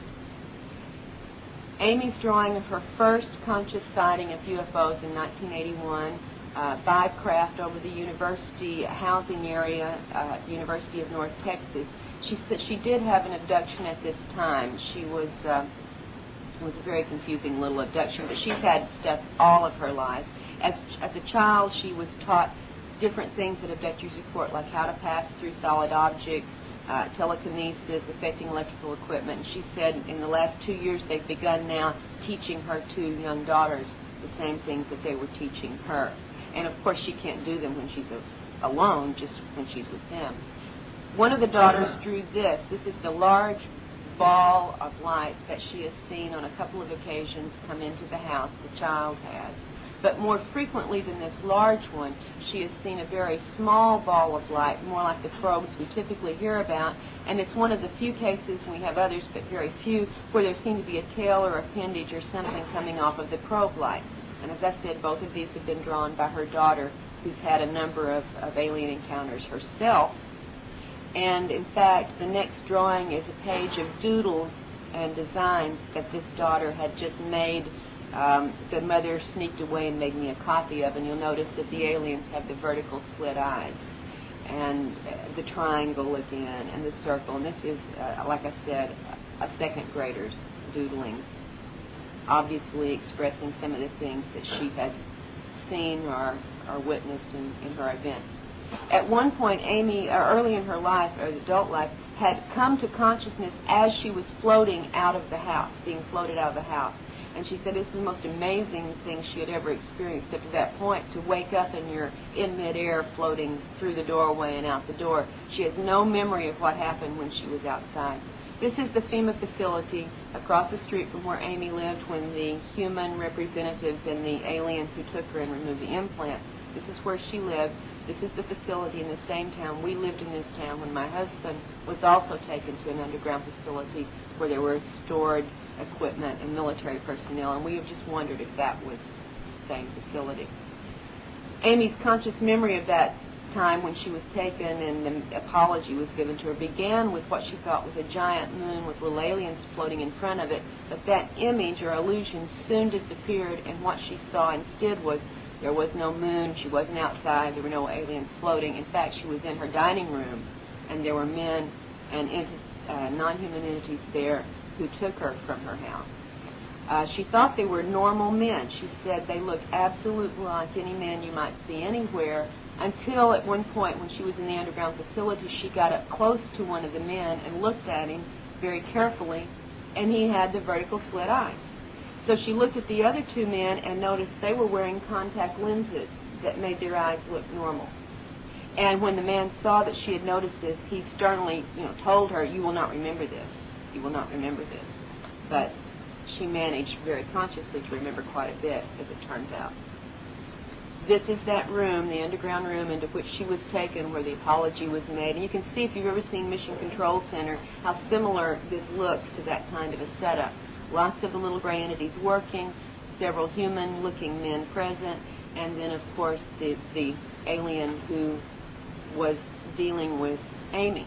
Now, this one, curiously enough, had what looked like a plastic mask over part of its face. And I've talked with another long-time researcher into the UFO reports who has gathered, in fact, a number of cases he calls the plastic face cases. Several instances through the years where the aliens have seemed to have had a plastic mask, as you can see indicated here by Amy's drawing. She said the other alien entities didn't have this on their face, but this particular one did have this masking of everything except the eyes. And it's her drawing of the procedures, a metallic pencil-shaped object that was intruded into her ear to remove the implant, which then exploded, or disintegrated, it just disintegrated into pieces after it was pulled out of her ear. I think there's a drawing of what it looked like before it disintegrated coming up very shortly. See what's the next? I don't remember the order exactly here. Okay, no, then this is her drawing of what happened after the ear implant was removed. The alien asked her to bend over on this desk area, and she used the same instrument to cut into the back of her neck. It was painless, absolutely both of them painless, and removed a small metallic thin rod, less than an inch long, that had filaments or tiny wires coming out of it, and she was told it was removed from this part of her brain. That was the best explanation Amy could make from what the alien had told her.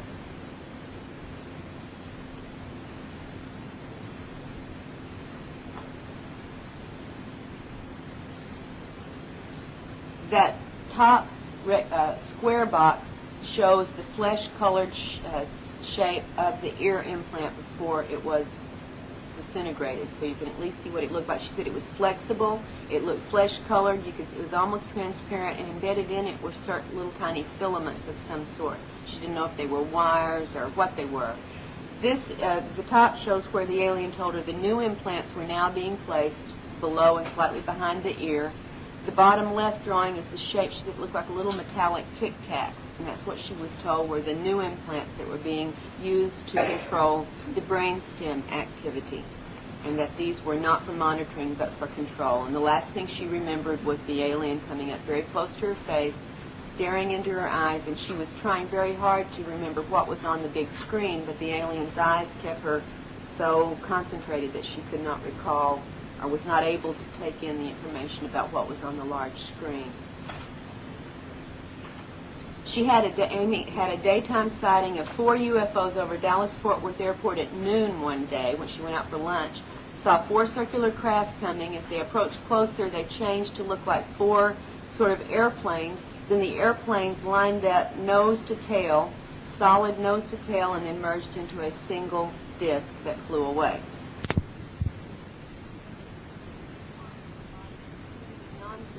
This is one of sort of a nonsense mark on one of the abductees' legs. We have, besides the punctures and bruises and claw marks, simply designs that appear on the body after certain encounters, and we've yet to fathom anything about what these designs are. The final drawing, Amy trying to show how close some of the black helicopters have come down over where she was living after she moved away from FEMA's facility into a trailer park before she moved to another town in a house, and she said they came down this low over the house time after time after time, and the neighbors complained and everybody saw them, so they were real copters. Okay, that's just about it, folks. And thanks so much for being patient and sitting through this with me.